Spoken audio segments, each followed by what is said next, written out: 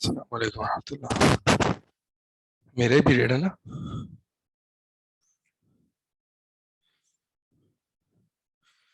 الحمد للہ والصلاۃ والسلام علی رسول اللہ اما بعد.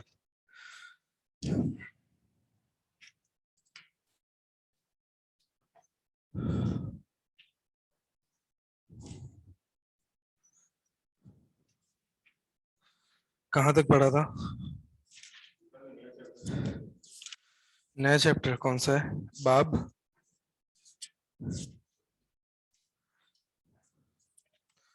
جی ہاں، باب ہے لا یذبح للہ بمکان یذبح فیہ لغیر اللہ. جی آپ کو ہم پڑھنے کا موقع دیتے، لیکن ابھی جو ہے وہ نماز کا ٹائم ہے تو میں ہی پڑھ لیتا ہوں، پھر انشاءاللہ نماز کے بعد آپ سے پڑھوا لیں گے. ہم نے اس کی تمہید ذکر کی تھی کہ اس جگہ جہاں غیر اللہ کے نام پر جانور ذبح ہوتا ہے وہاں پہ اللہ کے نام پر بھی جانور ذبح کرنا جائز نہیں ہے.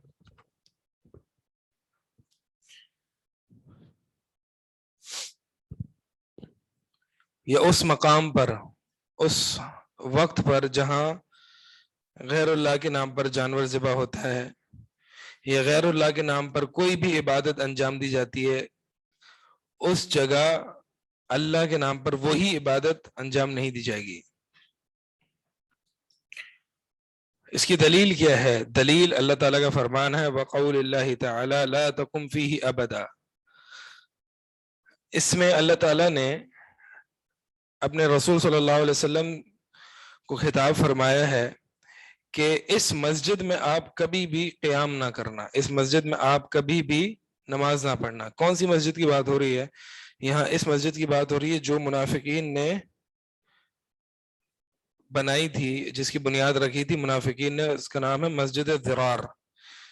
مسجد ضرار منافقین نے بنائی تھی لوگوں میں تفریق پیدا کرنے کے لیے، لوگوں میں اختلاف پیدا کرنے کے لیے، تاکہ لوگ مسجد قباء نہ جائیں اور کچھ لوگ مسجد قباء جائیں اور کچھ لوگ یہاں آئیں، تو اس سے لوگ جو ہے وہ بٹ جائیں گے، علیحدہ علیحدہ ہو جائیں گے. تو اس کی بنیاد تقوی پر نہیں رکھی گئی تھی بلکہ نفاق اور کفر پر رکھی گئی تھی اس مسجد کی بنیاد. اب ذرا مجھے کوئی یہ بتائے کہ اس آیت سے باب کی مناسبت کیا ہے؟ اس آیت سے مصنف رحمہ اللہ نے کس طرح دلیل لی ہے کہ اللہ کے لیے اس جگہ ذبح نہیں کرنا چاہیے جہاں پہ غیر اللہ کے نام پر جانور ذبح کیا جاتا ہے؟ جی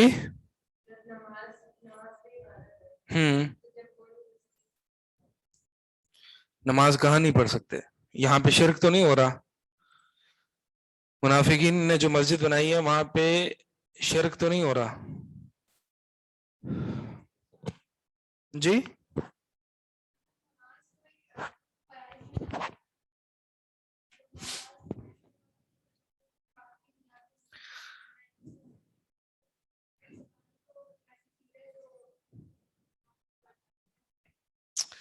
دیکھیں، یہ مسجد بنائی گئی تھی کفر کی بنیاد پر، لہٰذا یہاں پہ جو منافقین نماز کا اظہار کر رہے تھے وہ اللہ کے لیے نہیں تھا. اس مسجد میں منافقین جو نماز پڑھ رہے تھے وہ اللہ کے لیے نہیں تھی، وہ تو دکھلاوا تھا، اللہ کے لیے تو نہیں تھی. تو اس مسجد میں جہاں غیر اللہ کے لیے نماز ادا کی جا رہی ہے وہاں پہ اللہ کے لیے نماز ادا کرنے سے بھی اللہ نے اپنے رسول کو منع کر دیا. سمجھ میں؟ یہ دلیل ہے، یہ استدلال ہے. صحیح ہے؟ سمجھ آیا؟ میں ریپیٹ کر دیتا ہوں کہ اس آیت سے دلیل اس طرح ہے کہ منافقین نے جو مسجد بنائی تھی، اب ظاہر ہے منافقین نے مسجد کفر کی بنیاد پر بنائی تھی. منافقین تو وہ ہوتے ہی وہ ہیں جن کا باطن اور ظاہر میں فرق ہوتا ہے، باطن میں کفر ہوتا ہے اور ظاہر اسلام ہوتا ہے. تو اصل تو ہیں یہ کافر لیکن بدترین کافر ہیں. تو منافقین نے یہ جو مسجد بنائی تھی اس مسجد میں وہ اللہ کے لیے نماز ادا نہیں کر رہے تھے کیونکہ ہے وہ کافر. جب اللہ کے لیے اس مسجد میں نماز ادا نہیں کی جا رہی تو پھر کس کے لیے کی جا رہی ہے؟ غیر اللہ کے لیے، اپنے نفس کے لیے، اپنی خواہشات نفس کے لیے، یا جو بھی مقاصد ہوں.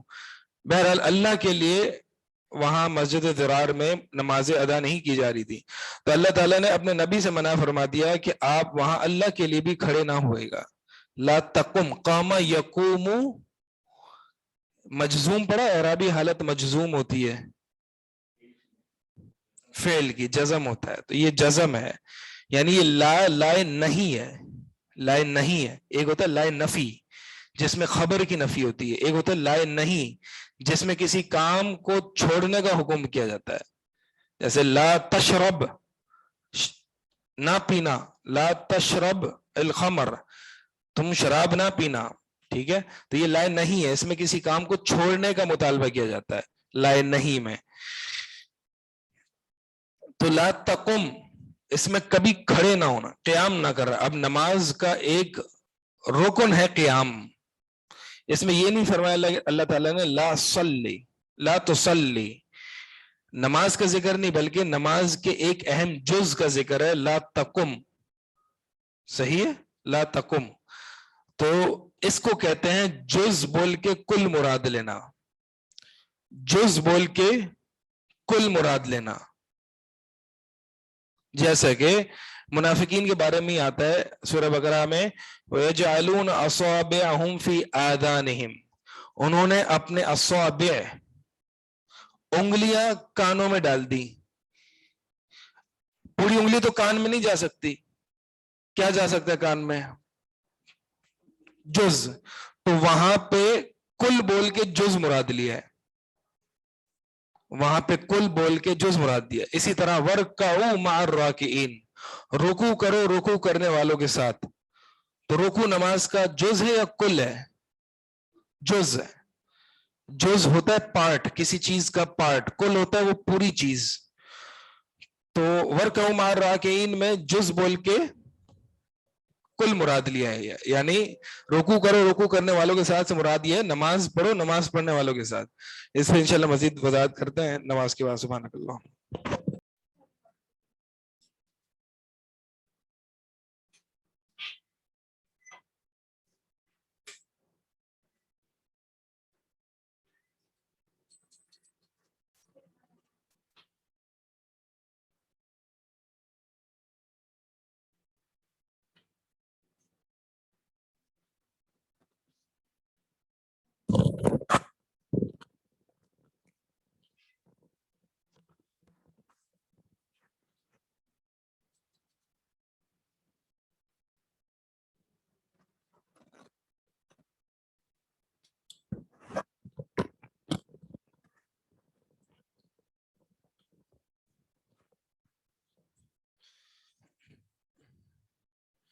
अल्हम्दुलिल्लाह अस्सलातु वस्सलामु अला रसूलिल्लाह। जी बात ये चल रही थी कि अरबी लुगत में कभी कभार जुज बोल के कुल मुराद लिया जाता है और कभी कुल बोल के जुज मुराद लिया जाता है। कुल और जुज क्या होता है? मिसाल के तौर पर मोबाइल, पूरा मोबाइल एक कुल है और इसके बटन्स जो हैं वो जुज हैं, ठीक है। जुज से मिलकर कुल बनता है। किताब जो है वो किताब पूरी कुल है और इसके जो सफहात हैं, पेजेस हैं, वो जुज हैं। तो ऐसा क्यों होता है कि कभी कुरान में अल्लाह ताला जुज बोल के कुल मुराद लेते हैं? यहाँ पे देखें क्या जुज इस आयत में, ला तकुम फीही अबदा, यहाँ पे क्या जुज कहा गया है? जुज क्या है यहाँ पे? क़ियाम, नमाज सजदा, रुकू, क़ियाम, तशहुद पर मुश्तमिल है। नमाज के ये अज्जा हैं, नमाज के ये पार्ट्स हैं। तो यहाँ पे नमाज का एक जुज यानी क़ियाम बोल के पूरी नमाज मुराद ली है।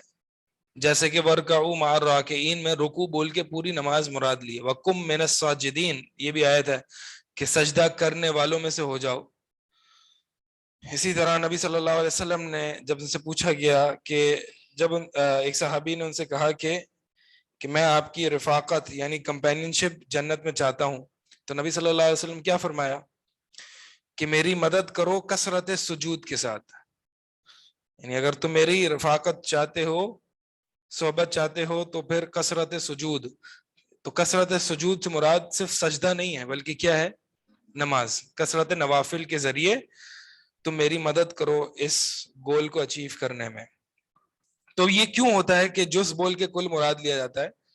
ये इसलिए होता है कि उस जुज की अहमियत को वाजे करना मकसद होता है। جب بھی جز بول کے کل مراد لیا جائے، جز بول کے کل کا معنی مراد لیا جائے، تو یہ دلیل ہے اس بات کی کہ وہ جز رکن ہے اس کل کا. تھوڑی مشکل تو نہیں ہو رہی؟ یعنی اگر اللہ تعالیٰ نے یہاں نماز کا جز قیام بول کے نماز مراد لی ہے، تو اس سے یہ ثابت ہو رہا ہے کہ قیام جو ہے وہ نماز کا رکن ہے. تو جب جز بول کے کل کا معنی مراد لیا جاتا ہے تو یہ اس بات کی دلیل ہے کہ وہ جز جو ہے وہ رکن ہے اس کل کا.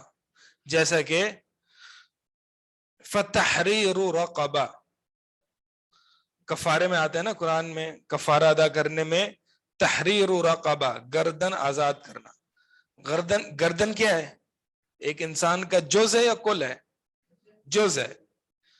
مراد کل ہوتی ہے، پورا انسان آزاد کرنا، صرف گردن تو آزاد کرنا نہیں ہوتا. تو وہ اس کا جز بولا ہے، یہ دلیل ہے کہ یہ اس کا اہم انسان کا رکن ہے. گردن نہیں ہے تو انسان بھی نہیں ہے، تو اسی طرح رکن نہیں ہے تو کل بھی نہیں ہے. سمجھ آ رہی ہے بات؟ لا تقم فیہ ابدا، اس میں کبھی نماز نہ پڑھنا. یہ عربی اسلوب کو جاننا اس طرح ضروری ہے تاکہ ہم ترجمے کی غلطیوں سے بچیں، سے بچیں. بعض حضرات جو ہے وہ عربی اسلوب اور عربی گرامر کو نہیں جانتے، وہ اس طرح کی غلطیاں کرتے ہیں. تو اس میں کبھی اصل ترجمہ کیا ہوگا؟ اس میں کبھی نماز نہ پڑھنا، کبھی کھڑے نہ ہونا. یہ بالکل ہی لٹرل ترجمہ ہے. مراد کھڑے ہونے کی نہیں ہے، بلکہ مراد کیا ہے نماز نہ پڑھنے کی. اب نبی صلی اللہ علیہ وسلم کو اللہ تعالیٰ نے اس میں کھڑے ہونے یعنی قیام نماز پڑھنے سے اس لیے منع کیا کیونکہ وہاں پہ غیر اللہ کے نام پر نمازیں پڑھی جاتی تھی. تو لہٰذا اللہ کے نام پر بھی، اللہ کے لیے بھی نماز نہ پڑھی جائے. اچھا، عمر رضی اللہ تعالیٰ عنہ سے اور دیگر صحابہ سے بھی ملتا ہے کہ کنیسہ میں نماز پڑھنا جائز ہے. کنیسہ میں نماز پڑھنا جائز ہے. تو کنیسہ میں جو نماز پڑھی جاتی ہے، جو صحابہ سے ملتا ہے، حالانکہ وہاں پہ بھی کنیسہ میں بھی غیر اللہ کے لیے عبادت کی جاتی ہے.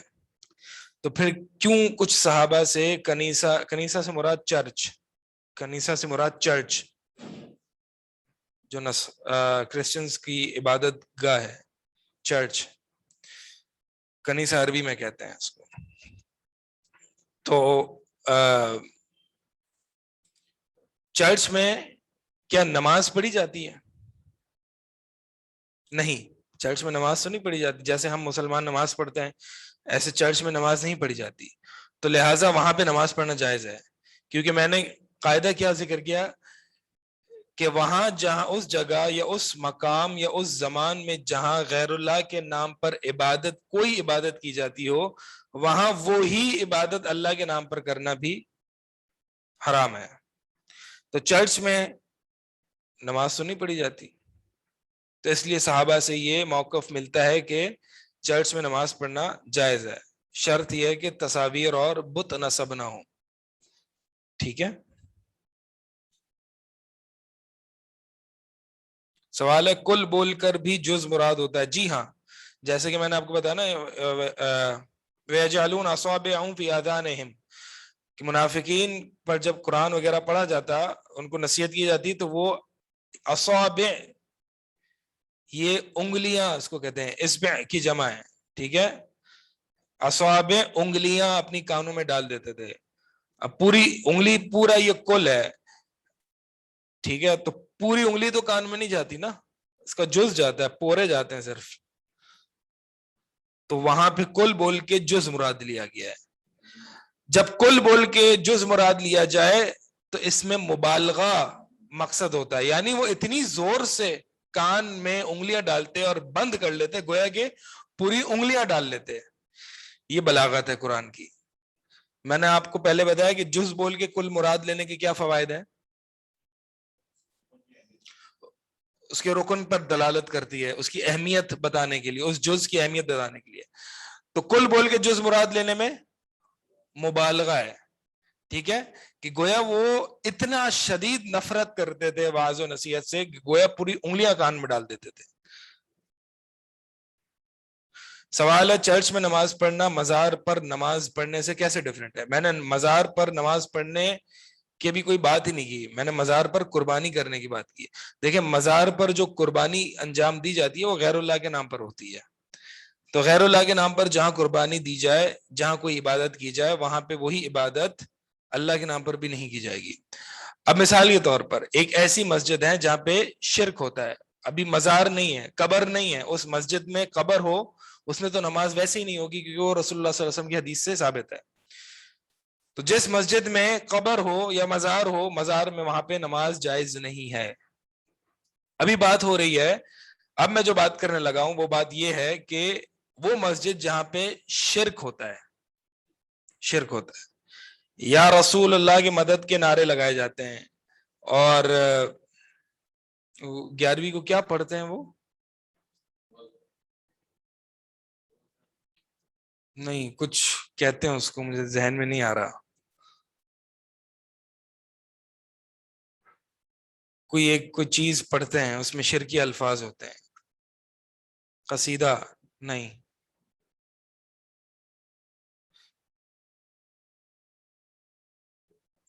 खत्म गौसिया, बहरहाल जो भी है इसमें शिरकी अल्फाज होते हैं, ठीक है।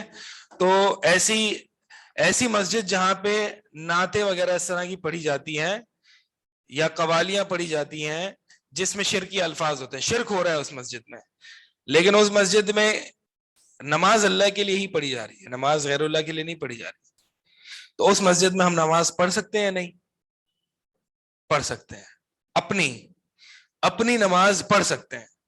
इस कायदे को समझो, थोड़ा सा पेचीदा कायदा है, ठीक है, समझ आ रहा है? मैंने ही बताया, देखें एक आम कायदा क्या है कि वहां जहां गैरुल्लाह के नाम पर कोई इबादत अंजाम दी जाती हो, वहां पर अल्लाह के नाम पर वही इबादत अंजाम देना हराम है, सही है।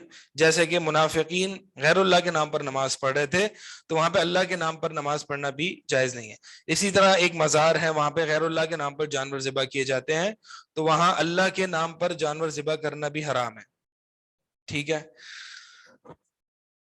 अब एक मस्जिद है, वहां पे कब्र नहीं है, वहां कोई मजार नहीं, एक मस्जिद है, उस मस्जिद में शिरक होता है, शिरकिया अकवाल बयान किए जाते हैं, गैरुल्लाह से मदद मांगी जाती है, ऐसी नात और कसीदे पढ़े जाते हैं जिसमें शिरक हो, तो वहां हम नमाज अल्लाह के लिए पढ़ सकते हैं, अपनी अपनी इनफरादी नमाज, जी हाँ, क्योंकि वहां पे नमाज गैरुल्लाह के नाम पर नहीं अदा की जा रही।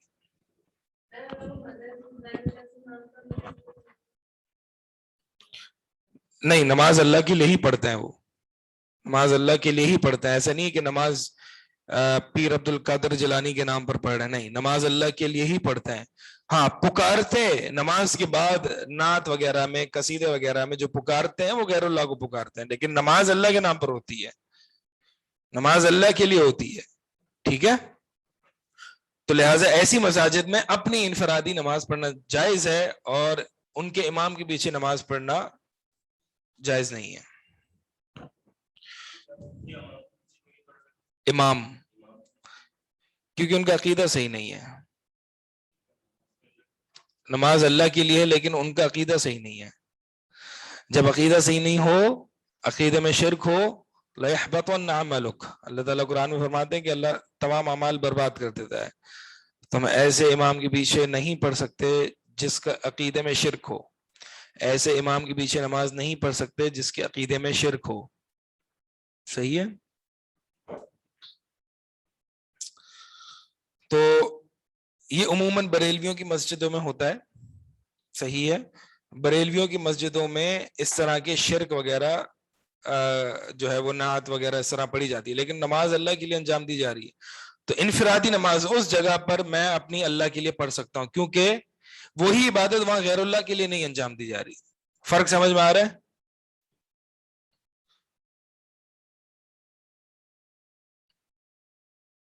सवाल है कि ऐसी मस्जिद जहां बरेलवी वगैरह हो, इमाम वहां इनफरादी तौर पर, हाँ मैं यही कह रहा हूं कि जहां یہ بریلوی امام ہوں وہاں ان کے پیچھے نماز نہیں پڑھنی چاہیے، بلکہ انفرادی نماز اس جگہ اس مسجد میں ہو سکتی ہے۔ شرط یہ ہے کہ اس مسجد میں قبر نہ ہو، کیونکہ بعض بریلویوں کی مسجد میں قبر بھی ہوتی ہے۔ اب جیسے یہاں پہ یا طارق روڈ پہ مسجد ہے زاہد نہاری سے پہلے، دیکھیے طاہر القادری والی مسجد جو ہے قبرستان کے ساتھ ہے جو، جی، تو وہاں آپ دیکھیں گے تو قبلے کے اس سائڈ پہ بہت ساری اونچی قبریں بنی ہوئی ہیں، تو وہاں پہ ہم نماز انفرادی بھی نہیں پڑھ سکتے، انفرادی بھی وہاں پہ ہم نماز نہ پڑھیں، ٹھیک ہے۔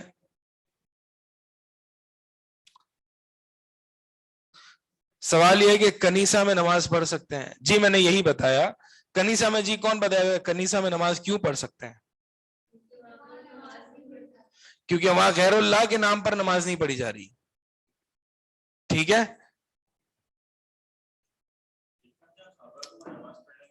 ہاں، جہاں پہ قبر ہو وہاں نماز پڑھنے میں کیا مسئلہ ہے؟ جہاں پہ قبر ہو وہاں نماز پڑھنے میں مسئلہ یہ ہے کہ نبی صلی اللہ علیہ وسلم نے ہمیں سے منع فرما دیا، کیونکہ یہ شرک کا دروازہ کھولتی ہے۔ اگلا سوال آپ کرنا چاہے تو کر سکتے ہیں کہ نبی صلی اللہ علیہ وسلم کی قبر بھی تو مسجد نبوی میں ہے، جی کیا حکم ہے؟ نبی صلی اللہ علیہ وسلم کی قبر جو ہے وہ مسجد نبوی میں ہے، تو پھر ہم وہاں نماز نہیں پڑھیں؟ کیا جواب ہے اس کا؟ وہ قبلہ رخ نہیں ہے۔ نہیں، ضروری نہیں ہے کہ مسجد میں قبلہ رخ ہو یا نہ ہو،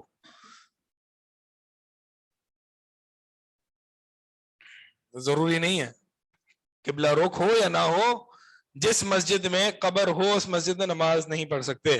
جی ہاں، ایک جواب ہے مسجد میں نہیں، وہ مسجد کا حصہ نہیں ہے، وہ عائشہ رضی اللہ تعالیٰ عنہا کا حجرہ تھا، وہ گھر تھا، وہ مسجد نہیں تھی، ٹھیک ہے۔ بعد میں توسیع ہوئی تو بھی توسیع میں بھی اس کو شامل نہیں کیا گیا مسجد میں، یہ حدود جو ہے وہ مسجد میں شامل نہیں ہے، صحیح ہے، تو یہ جو ہے وہ مسجد کا حصہ نہیں ہے۔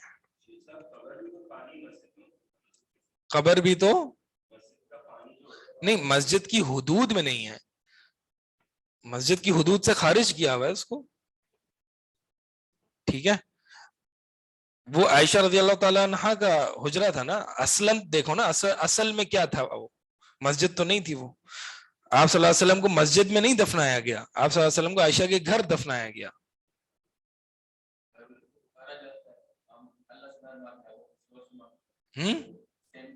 کیا؟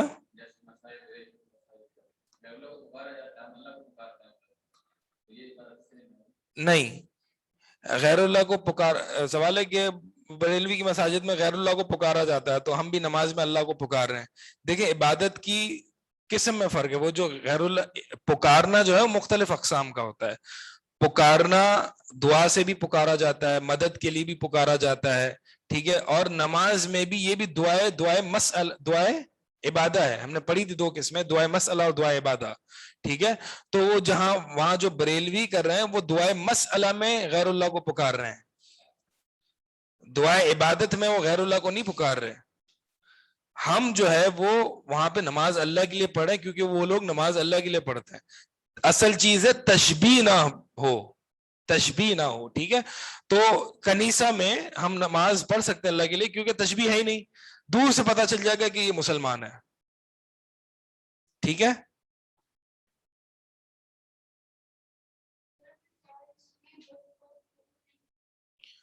چرچ میں بت وغیرہ ہوں تو اور تصاویر ہوں تو نہیں پڑھ سکتے۔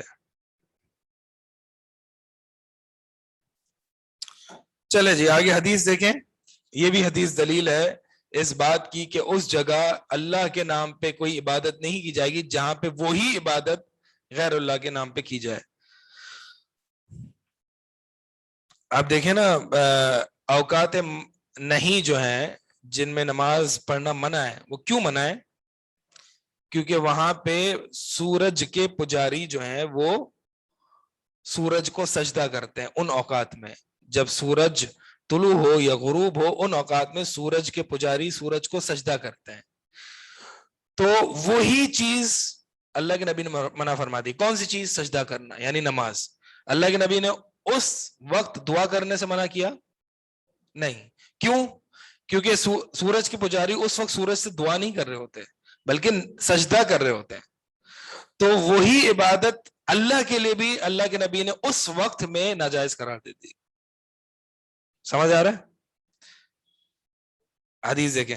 ان ثابت ابن ضحاک رضی اللہ تعالی عنہ قال نذر رجل، ایک شخص نے نظر مانی، ان ينحر ابلا، کہ وہ اونٹ نہر کرے، ببوانا، بوانا مقام پر. یہاں پہ با، بوانا سے پہلے دیکھیں با حرف جر آ رہا ہے نہیں آ رہا؟ اب یہ با جو ہے وہ فی کے معنی میں، با ظرفیہ کہتے ہیں اس کو، ظرف مکان.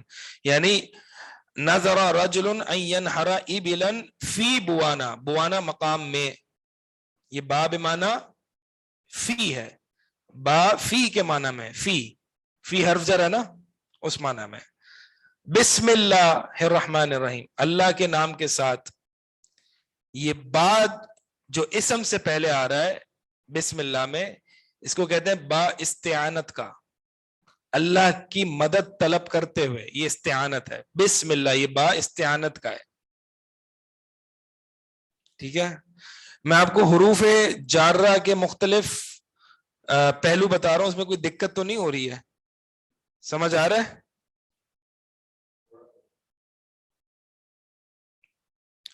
تو ینحا ابلا ببوانا ای فی بوانا، یعنی فی بوانا. ایک شخص نے نظر مانی کہ وہ اونٹ کو نہر کرے بوانا مقام میں. فسأل النبی صلی اللہ علیہ وسلم، تو نبی صلی اللہ علیہ وسلم سے اس نے پوچھا کہ میں نے نظر مانی ہے اس مقام پر اونٹ نہر کرنے کی، تو میں نظر پوری کر لوں؟ نبی صلی اللہ علیہ وسلم فرمایا فقال هل كان فيها وثن، نبی نے کیا پوچھا کہ وہاں کوئی وثن من اوثان الجاہلیہ تھی یعبد، کیا وہاں کوئی جاہلیت کے بتوں میں سے ایک بت، کوئی بت تو نہیں ہے جس کی عبادت کی جاتی ہو؟ کوئی بت تو وہاں نصب نہیں ہے؟ قالوا، تو انہوں نے کہا لا، نہیں. رسول اللہ صلی اللہ علیہ وسلم نے دوسرا سوال کیا فَهَلْ كَانَ فِيهَا عِيدٌ مِّنْ أَعْيَادِهِمْ، کیا کفار کی عیدوں میں سے کوئی عید تو نہیں ہے وہاں اس وقت جس وقت تو ذبح کرنے جا رہا ہے؟ زمان اور مکان دونوں آ گیا. زمان اور مکان میں تشبیہ کی نفی دونوں اس میں شامل ہے. زمان یعنی مکان جہاں پہ بت نصب ہو، اس بت کے لیے ذبح تو نہیں کیا جاتا وہاں پر. تو نے نظر اللہ کے لیے مانی ہے، لیکن وہاں جو تو جہاں پہ تو نظر پوری کرنے جا رہا ہے اس جگہ پر کسی بت کے نام پر تو جانور ذبح نہیں کیا جاتا. نبی نے سوال کیوں پوچھا یہ؟ اگر وہ کہتا ہاں تو نبی منع کر دیتے کہ نہیں، پھر تو اللہ کے نام پر بھی یہ اونٹ ذبح نہیں کر سکتا، کیونکہ وہاں پہ کسی بت کے نام پر جانور ذبح کیا جا رہا ہے.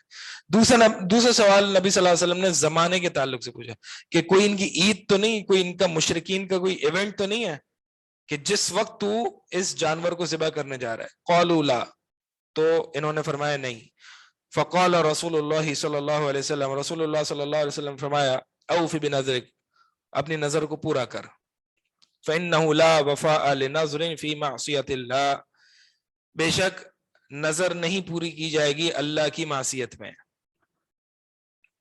ولا فيما لا يملك ابن آدم، اور نظر اس میں بھی پوری نہیں کی جائے گی جس کا ابن آدم، جس کی ملکیت ہی نہ رکھتا ہو. مثال کے طور پر ایک شخص نے نظر مانی میں کہ میں نظر مانتا ہوں کہ میں فلاں وقت شراب پیوں گا، یہ اللہ کی معصیت ہے، تو کیا وہ نظر پوری کرے گا؟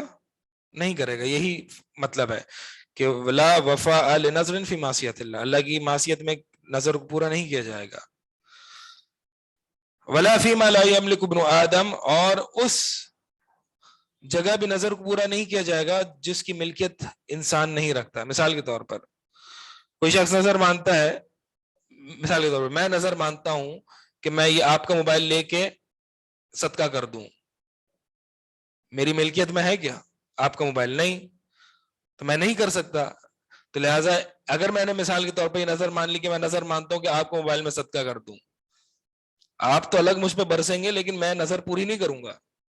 ٹھیک ہے, اللہ کے نبی صلی اللہ علیہ وسلم نے منع کیا کہ ایسی نظر پوری نہیں کی جائے گی. لیکن کیا کفارہ دیا جائے گا اس کا؟ راجح قول کے مطابق دیا جائے گا, کیونکہ نظر واقع ہو گئی, نظر واقع ہو گئی, پوری نہیں کی جائے گی لیکن کفارہ دیا جائے گا, اس نظر کا توڑنے کا کفارہ دیا جائے گا. ٹھیک ہے, نظر کے توڑنے کا کفارہ کیا ہے؟ جی کیا ہے, کون بتائے گا؟ قسم کے توڑنے کا کفارہ کیا ہے؟ 3 روزے, 10 مسکین کو کھانا کھلانا, یا 10 مسکین کو کپڑے پہنانا. ٹھیک ہے, تو یمین یعنی قسم توڑنے کی جو کفارہ ہے وہی نظر توڑنے کا کفارہ ہے.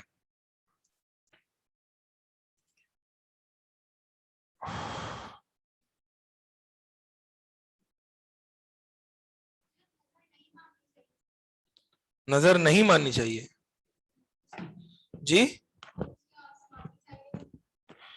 نظر ماننی چاہیے یا نہیں ماننی چاہیے؟ نظر 2 قسموں کی سوال ہے, نظر ماننی چاہیے یا نہیں ماننی چاہیے. نظر 2 قسموں کی ہے, 2 طرح کی نظر ہے.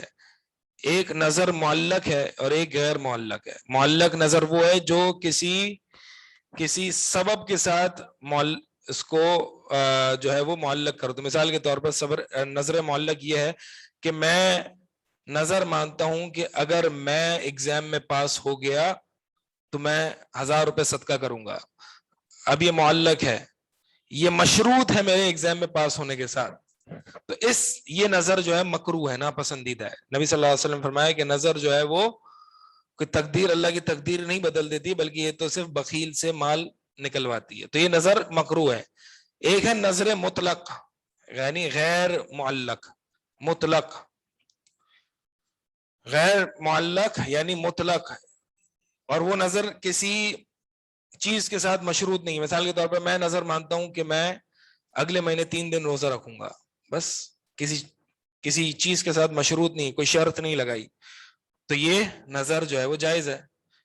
ٹھیک ہے, یہ نظر جائز ہے. جائز تو وہ بھی ہے لیکن وہ مکروہ ہے. یہ نظر قابل تعریف ہے. جیسے کہ کس نے نظر مانی تھی؟ انی نظرت ما فی بطنی محررا, کون تھی وہ؟ مریم نہیں تھی. مریم کے بارے میں تو نظر مانی گئی تھی, انی نظرت ما فی بطنی محررا. عمران کی بیوی, عمران کی اہلیہ, جی انہوں نے نظر مانی تھی. ٹھیک ہے, تو یہ نظر کیا تھی؟ نظر معلق ہے یا مطلق ہے؟ مطلق ہے نا, مطلق ہے, کسی کی چیز کے ساتھ مشروط نہیں تھی. اس نے وہ مریم علیہ السلام کی والدہ نے نظر مطلق باندھی کہ میں جو کچھ میرے پیٹ میں ہے میں اس کو دین کی خدمت کے لیے صرف کر دوں گی, کسی چیز کے ساتھ مشروط نہیں تھی. تو نظر معلق یعنی لٹکی ہوئی, مشروط. نظر معلق جو ہے وہ مکروہ ہے اور نظر مطلق جو ہے وہ جائز ہے. یوفون بالنظر ویخافون یوما کان شرہ مستطیرا. اللہ تعالیٰ نے مومن کی شان بیان فرمائی اور تعریف کی ہے کہ یوفون بالنظر, وہ نظروں کو پورا کرتے ہیں, وہ نظروں کو پورا کرتے ہیں. سورہ دہر میں اللہ تعالیٰ نے تعریف کیا لوگوں کی. صحیح ہے, تو یہ جو ہے وہ یہ حدیث دلیل ہے اس بات پر کہ اس جگہ جہاں پہ غیر اللہ کے نام پر جانور ذبح کیا جائے, کسی بت کے نام پر جانور ذبح کیا جائے, تو جو اللہ کے نام پر جانور ذبح کیا جانا ہے وہ بھی جائز نہیں. اسی طرح کوئی عید کا موقع ہے, مثال کے طور پر کوئی عید کا موقع ہے, کوئی کرسمس ڈے ہے, ٹھیک ہے, کرسمس ڈے ان کی عید ہے. عید کس کو کہتے ہیں؟ عید وہ ہوتی ہے کوئی اسپیس نہیں, خوشی کا دن نہیں. عید کی تعریف عاد یعود سے, عید کا معنی ہوتا ہے لوٹنا, کہتے ہیں نا اعادہ کرنا, اعادہ کرو یعنی دوہراؤ. تو عید جو ہے وہ کہتے ہیں کوئی اسپیسیفک ایونٹ جو بار بار آئے, کوئی اہم ایونٹ جو بار بار لوٹ کر آئے. نبی صلی اللہ علیہ وسلم نے فرمایا کہ میری قبر کو عید نہ بنانا، عیدگاہ نہ بنانا، عید نہ بنانا یعنی بار بار لوٹنے کی جگہ نہ بنانا. ٹھیک ہے، سنی حدیث، میری قبر کو عید نہ بنانا یعنی بار بار لوٹنے کی جگہ نہ بنانا. ایسا نہ کرنا کہ تم بار بار جو ہے میلے اور جو ہے وہ یہاں پہ بار بار آ رہے ہو میری قبر پر، ایسا نہ کرنا، اس سے شرک کے دروازے کھلتے ہیں. تو نبی صلی اللہ، تو میں بتا رہا تھا کہ کرسمس ڈے جو ہے، کرسمس ڈے اس کے بارے میں، اب کرسمس ڈے جو ہے وہ مشرکین کا ایونٹ ہے، کرسچنز کا ایونٹ ہے. اب اس میں وہ مثال کے طور پر جانور ذبح کرتے ہیں، مثال کے طور پر، ٹھیک ہے، یا پھر اس میں وہ جو ہے وہ گفٹس وغیرہ دیتے ہیں اپنے بچوں کو اور عیدی وغیرہ دیتے ہیں. تو اس ایونٹ پہ ہم اللہ کے نام پر بھی ایک دوسرے کو گفٹس نہیں دے سکتے. صحیح ہے؟ جیسے میں نے پہلے مثال بتائی تھی آپ کو کہ عاشورہ میں حسین کے نام پر یعنی غیر اللہ کے نام پر سبیلیں منعقد کی جاتی ہیں، تو اس دن اللہ کے نام پر بھی نظر و نیاز نہیں کی جا سکتی کیونکہ یہ ان کی عید ہے. عاشورہ ان کی عید ہے جس میں شرک ہوتا ہے. اب آپ کہیں گے یہ تو غم کا موقع ہے ان کا، یہ تو غم مناتے ہیں، عید کیسے؟ میں نے عید کی تعریف آپ کو کیا بتائی؟ ہاں، تو یہ ان کی عید ہے. اب چاہے اس میں غم منا رہے یا خوشی منا رہے، عید ہے، ایک ایسا ایونٹ ہے جو ہر سال لوٹ کے آتا ہے، یہ ہوتی ہے عید. عموماً عید میں خوشی کا معنی ہی لیا جاتا ہے.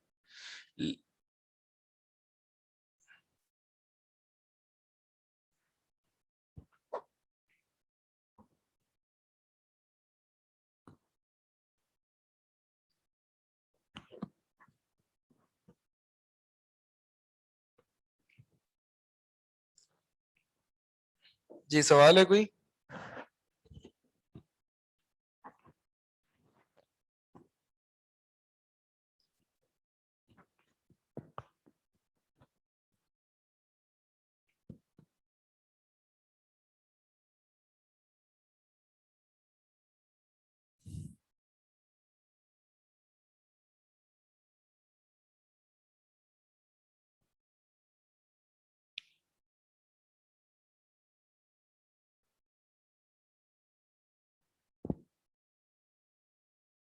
یہ کون ہے؟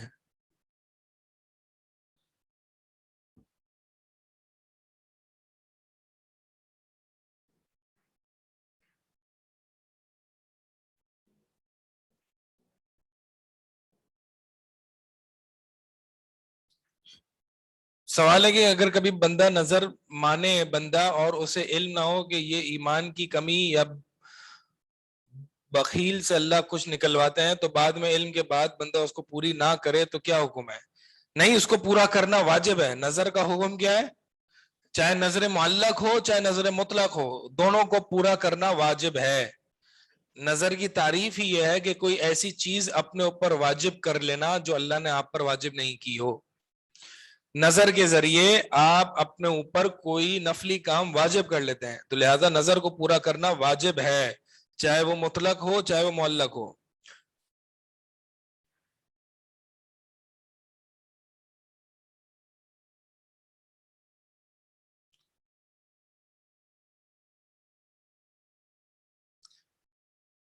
سوال ہے کہ بہت سے لوگ جو ہیں وہ مسلمان کرسچنز کو کرسمس ڈے پہ گفٹ دیتے ہیں. نہیں، میں نے آپ کو یہی بتایا کہ ناجائز ہے. جب اللہ کے لیے اس دن گفٹ دینا ناجائز ہے تو پھر ان سے تعلقات قائم کرنے کے لیے اس دن گفٹ دینا بھی اولا ناجائز ہے.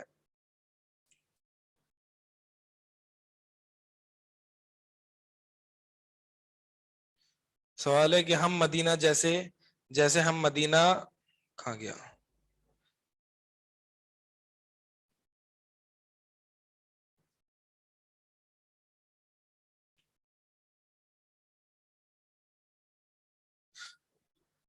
سوال ہے کہ ہم مسجد نبوی میں تو جاتے ہیں نا، بار بار جاتے ہیں، پھر وہ حدیث میری قبر، ہاں تو یہ بار بار جو مسجد نبوی جا کے پھر سلامی پیش کرتے ہیں تو یہ صحیح نہیں ہے.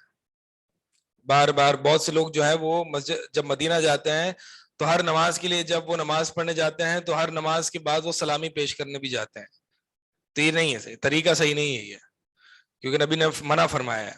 ہاں آپ مدینہ گئے ہیں تو پورے مدینے کے ایک سفر میں، پورے سفر میں آپ ایک دفعہ بس سلام پیش کر کے آ جائیں، یا کبھی گزر ہو تو دوسری دفعہ بھی کر دیں. بار بار آپ نماز کے بعد نہ جائیں، کیونکہ صحابی عبداللہ بن عمر رضی اللہ تعالیٰ عنہ سے بھی یہ ثابت ہے کہ وہ جب مسجد گئے تو انہوں نے سلام پیش کر دیا. ہم جیسے قبرستان جاتے ہیں اور اپنے بھائیوں کو سلام پیش کرتے ہیں تو نبی صلی اللہ علیہ وسلم تو بالاولیٰ ان کو سلام دینا چاہیے، ٹھیک ہے. اور السلام علیکہ یا رسول اللہ یہ الفاظ ثابت ہیں وہاں پہ جا کے، قبر پہ جا کے یہ کہنے کے، ٹھیک ہے. ہم تو یہ عام قبرستان میں بھی کہتے ہیں السلام علیکہ یا اہل القبور، اے اہل قبرستان، اہل قبور تم پر سلامتی ہو. تو ہم ان کو بھی سلام کر رہے ہیں، تو کیا نبی کا حق نہیں ہے کہ ہم وہاں پہ بھی جا کے ان کو سلامتی پیش کریں؟ سلامتی کیا دعا ہے نا، دعا ہے، سلامتی کی دعا ہے.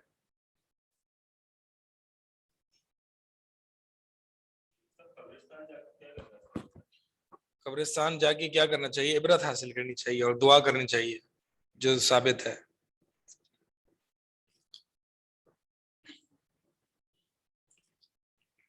سوال ہے کہ نیشنل ڈے منانا کیسا ہے؟ سبحان اللہ بھائی، انڈیپینڈنس ڈے جو منا رہے ہیں کیا ہم واقعی آزاد ہیں کیا؟ مغربی آزادی جو تھی، انڈیپینڈنس ڈے جو تھا وہ کس سے آزادی تھی؟ وہ آزادی تھی مغربی حکمرانوں کے تسلط سے آزادی.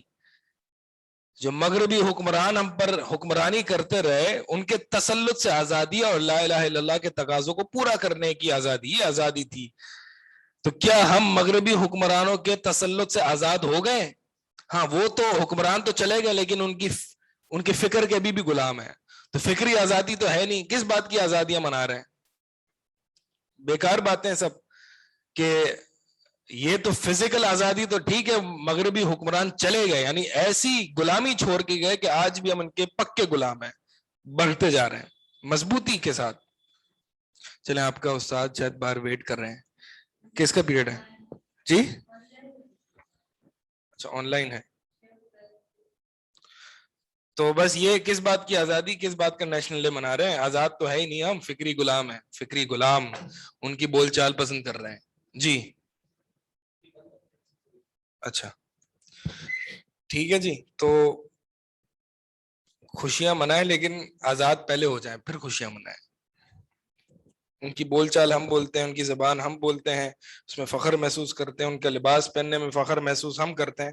لباس پہننے میں، ان کی زبان بولنے میں قباحت نہیں ہے، لیکن فخر محسوس کرنا اس میں تھوڑا سا مسئلہ ہے، اس میں مرعوبیت ہے. ٹھیک ہے سوال.